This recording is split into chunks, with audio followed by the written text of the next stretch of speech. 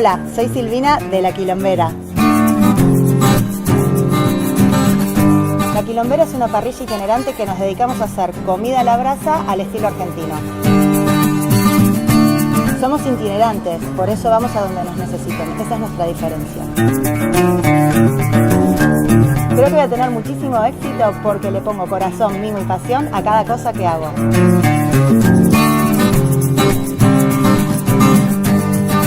Dentro de 10 años me veo haciendo un programa de televisión por el mundo dándole de comer a la gente. La Quilombera, comida hecha a la brasa con mimo, amor y dedicación.